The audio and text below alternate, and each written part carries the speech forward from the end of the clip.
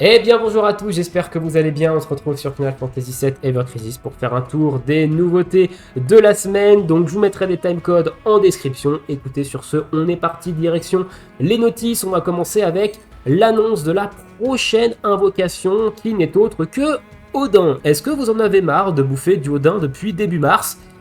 Et bah c'est pas fini. Donc la prochaine invocation Odin sort le 10 avril, pardon, donc pas jeudi de la semaine prochaine, mais jeudi de la semaine d'après, donc dans 2 semaines, elle arrive.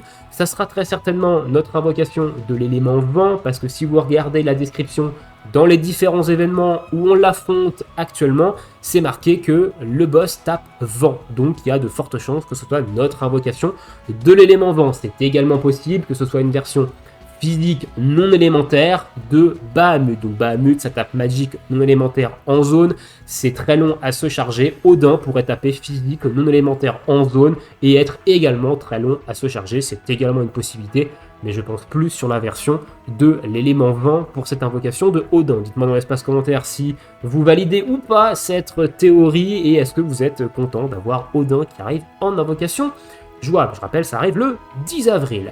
Ensuite, la Guild Battle numéro 9. Donc on l'avait déjà annoncé la semaine dernière, il va falloir taper terre physique. On s'en doutait, évidemment, c'est un peu l'élément et le type de dégâts du mois. Le boss, on s'en doutait également, c'est Odin, enfin une variante de Odin. Au niveau des personnages qui ont leur arme en buff, voilà, dans le système de buff, c'est Cloud et Ketsit, et je trouve qu'ils ont été plutôt sympas là-dessus, parce qu'ils auraient pu mettre Yuffie dedans, et tout simplement forcer les gens à pull Tifa. C'est également une option, mais là ils ont mis Cloud et Ketsit, qui sont deux personnages qui n'ont absolument rien à voir avec la faiblesse de terre physique, donc c'est très bien, voilà, ça fait du boost et des bonus gratos. Au niveau des petits descriptifs, ils nous disent encore une fois qu'il faut taper avec des habilités de terre et qu'il faut de la provocation. On va aller voir un petit peu plus en détail maintenant dans cette Guild Battle. Donc dans un premier temps, pensez à faire au moins 3 mock battles et récupérer 450 cristaux. Ces 450 cristaux, vraiment easy à aller récupérer. Ensuite, au niveau du boss, donc c'est une variante de Odin, Odin Svart. Il est faible à la terre, il est résistant au vent. Il n'a pas de sigil, il est immunisé au poison, darkness, silence, stun, fatigue, fog, stop et baisse d'attaque magique. Alors il fait aucune attaque magique, donc en soi ça c'est un peu du troll, mais bon. Il fait des attaques puissantes de vent physique, voilà, donc il tape vent, d'où le fait que Odin sera très certainement notre invocation de type vent, et il est conseillé d'utiliser de la provoque. Alors actuellement, on a 3 tanks, on a 3 personnages qui ont la capacité de provoque, on a Glenn, on a Barrett, on a Engil.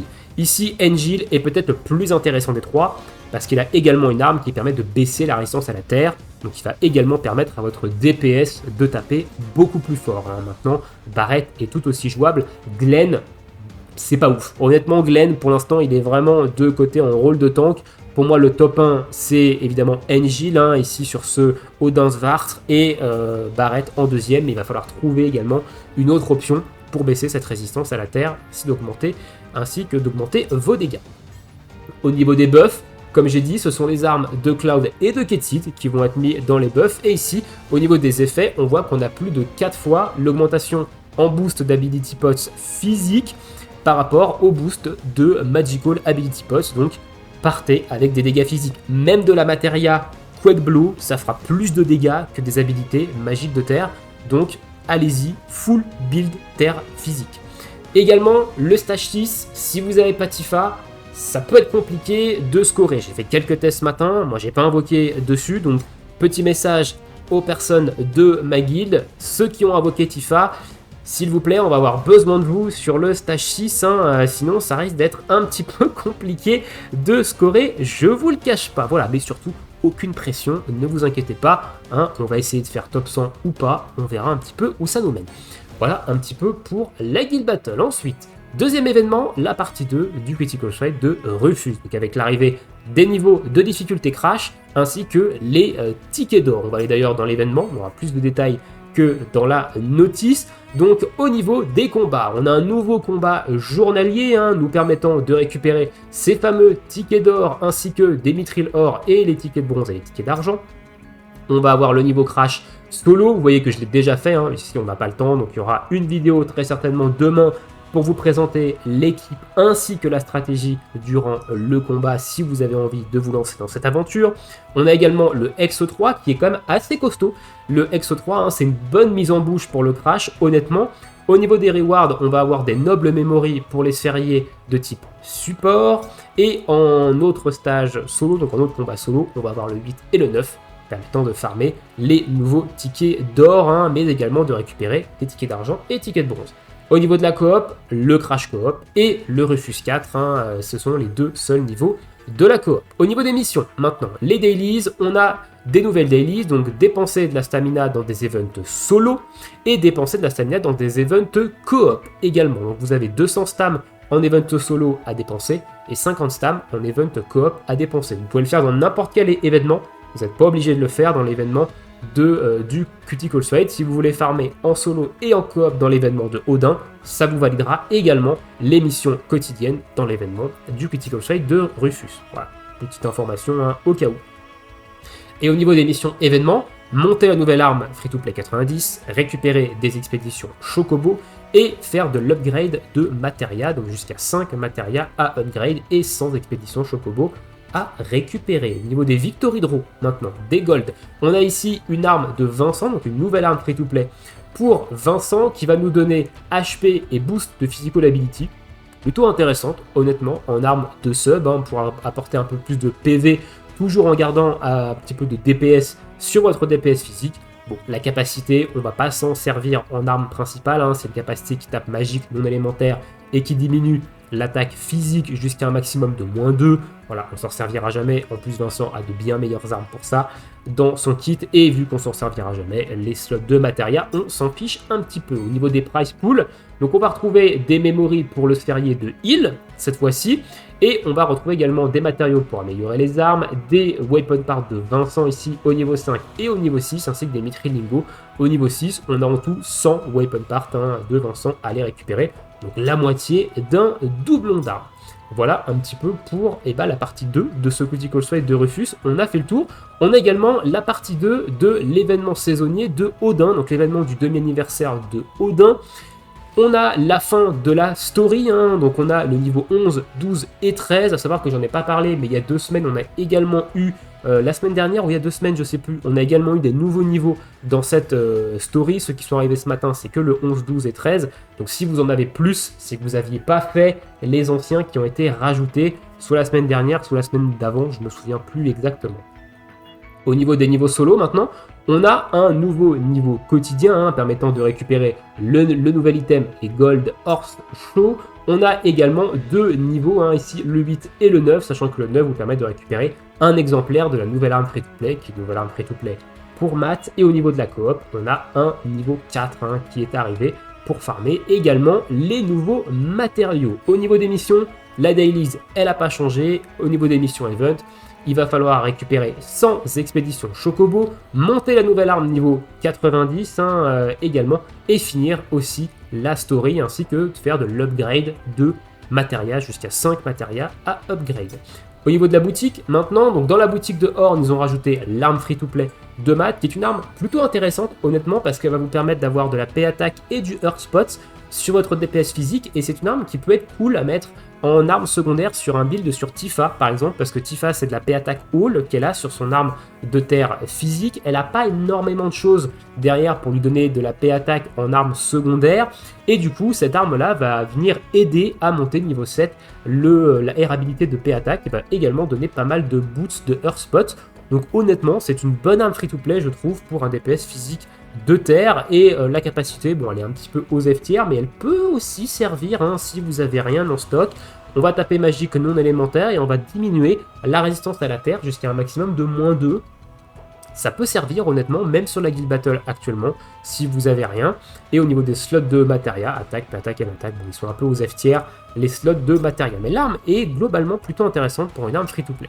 Ils ont rajouté également des memories pour les 4 types de sphériés de rôle. À noter que les 30 memories attaqueurs, c'est ce qui nous manquait pour full un sphérié d'un attaqueur. Si vous ne vous êtes pas dispersé au niveau des ressources qu'on a eu sur les sphériés de rôle attaqueurs, vous pouvez, avec ces 30 là, complètement compléter le sphérié d'un attaqueur. Personnellement, j'ai tout mis sur Vincent et ces 30 memories vont me permettre de complètement terminer le sphérié de rôle de Vincent. Ça, c'est plutôt cool. Ils ont rajouté des brands 4 étoiles, ils ont rajouté une multi 4 étoiles et plus et une multi classique, des memories pour Matt, et voilà. Au niveau du Gold Horse Show maintenant, on a des mithril ingots, des mithril ore, des catalyseurs pour crafter de la matéria, 100 weapon parts de Matt, 2 objets pour améliorer les armes, du crafting de matéria, des pièces de sphérié un petit peu plus bas et des guilds. Bon, assez classique en soi dans ce genre de boutique. Voilà un petit peu pour la partie 2 également de l'événement de Odin, à savoir que l'événement finit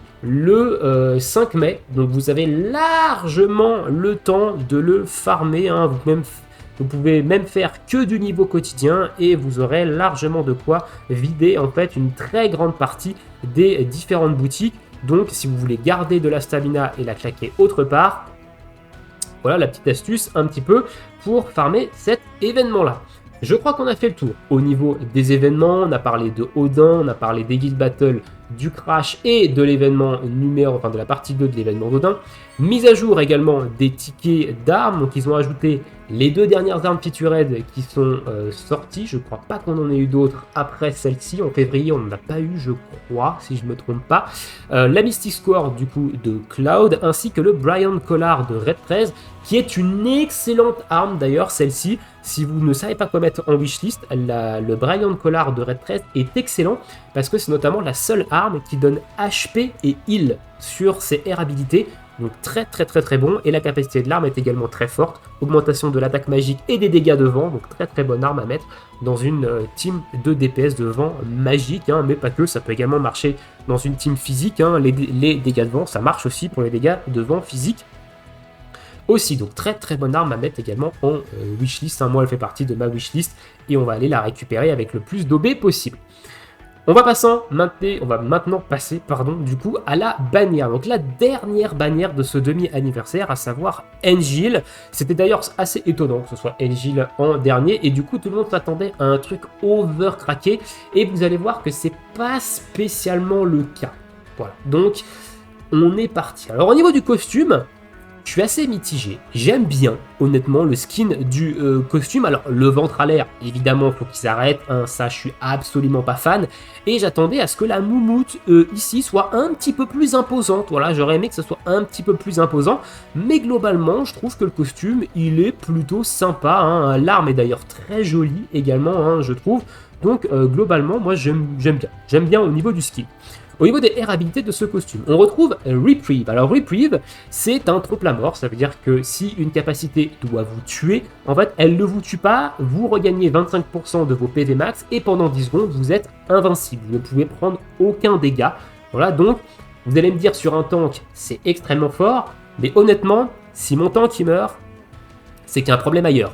Donc le Reprieve, c'est bien parce que du coup dans certaines situations, et notamment dans des phases d'enrage, par exemple des boss qui ont des phases d'enrage avec des grosses attaques mono-cibles, ça va vous permettre un petit peu de tempo cette phase parce que vous allez pouvoir en prendre 2 dans la tronche au lieu de 1. Donc le Reprieve, ça peut dans certaines conditions être très intéressant, mais dans la globalité des combats, si le Reprieve de mon tank proc pendant le fight, c'est qu'il y a un souci quelque part. Donc je suis un peu mitigé sur le fait d'avoir du Reprieve sur le costume de Engil. C'est bien, mais seulement dans des situations très particulières. Le reste du temps, j'aurais préféré autre chose.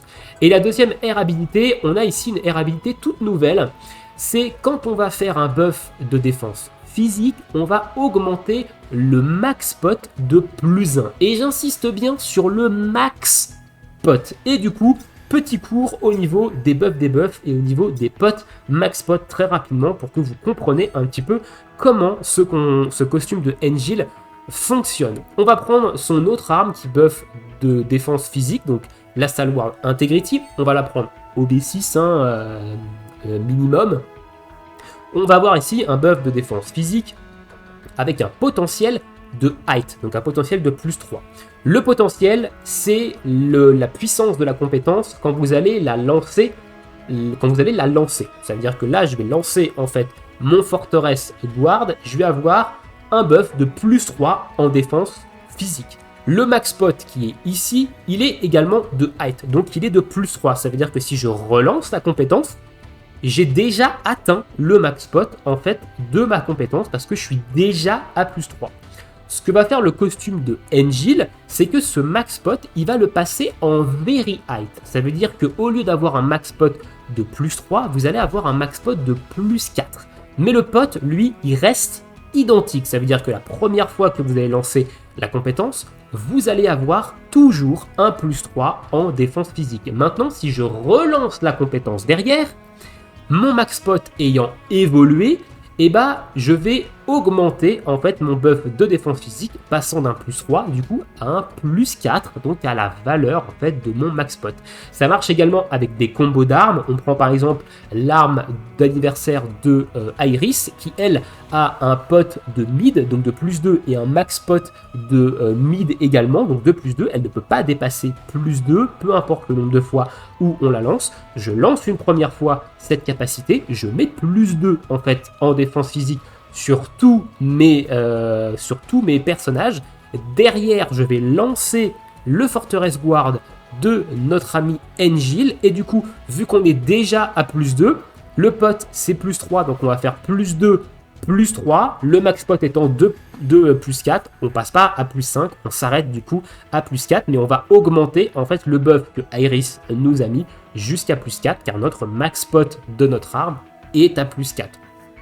J'espère que je vous ai pas perdu ici, mais voilà un petit peu ce que va apporter en fait ce costume de Angel. Il va pouvoir lui permettre de mettre des buffs. Alors attention, c'est quand lui lance les buffs que le max pot est augmenté jusqu'à plus 4, et quand il détient et quand il porte son costume. Donc ça va permettre d'avoir des buffs de défense physique à plus 4. Alors qu'est-ce que ça apporte entre un plus 3 et un plus 4 ? Un plus 3, c'est plus 80% de défense physique. Un plus 4, c'est plus 110% de défense physique. Donc, il y a 30% de plus en défense physique entre un plus 3 et un plus 4.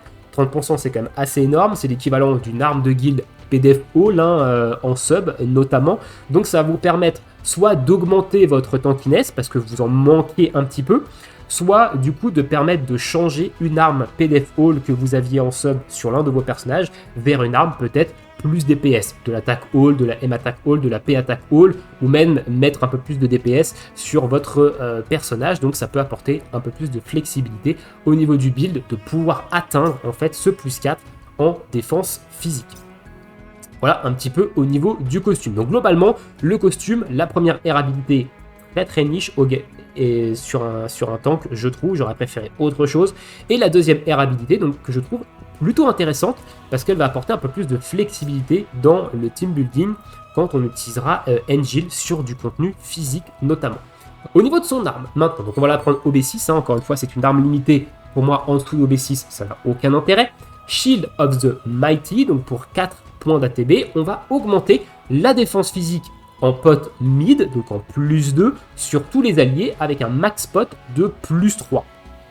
Encore une fois, ici, si vous avez le costume de Angel, ce max pot va taper à plus 4, votre pot étant à plus 2, vous allez faire plus 2, et une fois que vous allez relancer derrière la compétence Shield of Mighty, et ben vous allez taper sur du plus 4, parce que ça va faire plus 2, on atteint le max pot pile poil, plus 4. Voilà.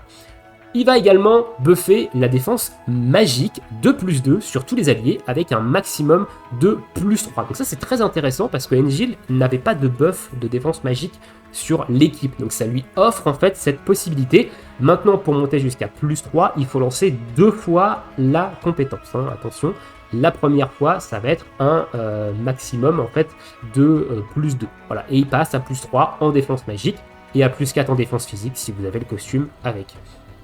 Un petit heal de 7%, et derrière, si jamais Angel a 70% ou moins de PV, attention, ou moins, il va faire une veil équivalent à 8% des PV de la personne affectée sur toute l'équipe. Donc personne affectée, ça veut dire que la veil, elle sera égale à 8% des max HP du personnage, donc pas de Angel, mais du personnage. Ça veut dire que la veil, la veil sur Angel, c'est 8% des PV max de Angel. La veil sur Tifa, c'est 8% des PV max de Tifa. La veil sur Iris, c'est 8% des PV max de Iris. Voilà comment ça marche, pourquoi c'est marqué affecté. Et c'est pas 8% des maximums de PV de Angel sur tout le monde. Ça sera un petit peu trop craqué. Donc là, ici, on a une condition de PV, 70% ou moins, pour pouvoir mettre un bouclier en fait sur toute l'équipe. C'est vraiment fort. Maintenant, ça va être fort dans certaines situations seulement parce que descendre en dessous des 70%. Ça arrive quand même un petit peu plus fréquemment qu'on ne le pense avec Engil, qui a beaucoup de situations dans lesquelles il est à moins de 70%. Je le sais parce que l'autre arme que je vous ai montré juste avant, qui est l'autre arme qui buff la défense physique, elle augmente également l'attaque physique avec cette même condition, 70% et plus. Donc ça m'arrive énormément de fois où je ne peux pas rebuff attaque physique parce qu'il est à moins de 70% de vie. Donc c'est assez chiant. Mais du coup là, on va pouvoir mettre un bouclier sur tout le monde. Alors, ça va pas servir à tanker des openers, ça veut dire que la première attaque de zone dans un combat, vous n'allez pas pouvoir profiter en fait de la veil. Par contre, ça va servir dans des combats de type Bahamut Ifrit, par exemple, où il y a un enchaînement d'attaques de zone sur l'opener. Bahamut Ifrit, il y a 3 attaques de zone qui s'enchaînent. Il y a d'abord le Méga Flare, ensuite le Hellfire, et ensuite l'attaque combinée entre les deux. Donc le Méga Flare, on va l'encaisser, tranquille. On va passer en dessous de 70% de vie avec Engil. On va pouvoir claquer une veil qui va nous permettre en fait de mieux encaisser la prochaine attaque de zone. Et derrière, on va également pouvoir mettre une veil pour la troisième attaque de zone, etc. Ça va être intéressant dans ce genre de cas de figure, cette veil sur tout le monde. Et ça va également être le cas dans d'autres cas de figure. Par exemple, Engil prend une tétratarte mono-cible, il passe en dessous des 70% PV. À ce moment-là, il peut mettre une veil sur tout le monde et du coup préparer soit une prochaine attaque mono-cible sur lui, potentiellement, soit une attaque de zone qui pourrait venir derrière pour protéger en fait l'équipe. Donc, c'est quand même assez fort et honnêtement, ils n'auraient pas mis cette condition d'HP, l'arme aurait été tétra-craquée. Parce que la veille sur tout le monde, c'est vraiment une mécanique forte. Donc là, ça reste équilibré le fait qu'ils aient mis en fait cette condition de PV là, donc ça reste plutôt ok. Au niveau des R habilités, on a boost d'attaque all. Alors je suis assez surpris que ce soit boost d'attaque all. J'aurais préféré un def all honnêtement sur celle-ci. Ça serait plus cohérent, mais pourquoi pas à la limite. Et du boost de PDF. Ok, pourquoi pas. Alors le boost de PDF, j'avoue, je comprends pas vraiment. L'attaque all, je comprends, mais le PDF, je comprends pas spécialement pourquoi ils ont mis ça ici. Sachant que l'arme, elle booste également la défense magique, même si elle va plus booster le physique que le magique. Ok, puis au niveau des slots de matéria, on a quand même un petit boost sur du sigil triangle. Voilà un petit peu pour l'arme de Engil. Alors globalement, qu'est-ce que j'en pense après tout ça? Moi, je pense, et là, ça n'engage absolument que moi, ici, c'est que mon avis, encore une fois, que c'est une arme camuratière. Je m'explique. Actuellement, on n'en voit pas spécialement l'intérêt.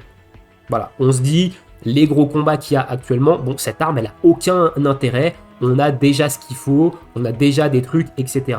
Donc, je vois pas l'intérêt de cette arme-là. Maintenant, pourquoi je dis camuratière? Parce que Kamura, c'était la même chose quand l'arme, elle est sortie. On n'en voyait pas d'intérêt à l'instant T, et on a vu que dans les mois qui ont suivi, les gros contenus qui sont sortis, l'arme était vraiment god tier. Donc je pense que pour cette arme-là, ça risque d'être la même chose. C'est que actuellement, on n'en voit pas l'intérêt, mais les prochains gros contenus, cette arme va prendre beaucoup de valeur. Donc voilà, mais encore une fois, ça n'engage que moi, je ne veux pas vous créer de FOMO à ce niveau-là, c'est vraiment ce que je pense dessus. Donc, moi, je vais invoquer dessus, je vais aller la récupérer au moins au B6, donc je vais faire 2 pages, en espérant la choper évidemment au B6, et en fonction des cristaux qui restent, on verra si on va chercher au B10 Vincent ou pas. On est quand même bien, 84 000 cristaux, on est quand même plutôt bien, donc on aura l'OB6 de Engil, c'est sûr. Maintenant, s'il reste pas assez de cristaux pour que ça vaille le coup d'aller chercher évidemment l'OB10 de Vincent, donc savoir faire au moins la 3e page, espérer drop ici, je le ferai pas, mais en tout cas j'irai au moins récupérer Engil OB6, en tout cas donc dans une vidéo qui sortira cet après-midi sur la chaîne. Voilà un petit peu globalement ce que je peux vous dire au niveau des news et au niveau de mon avis sur cette bannière de Engil. N'hésitez pas, vous, à me dire dans l'espace commentaire ce que vous pensez de tout ça, est-ce que vous allez invoquer dessus ou pas. Et sur ce, je vous laisse ici, je vous souhaite à tous une très bonne journée, une très bonne soirée, bon jeu, et à bientôt. Ciao ciao.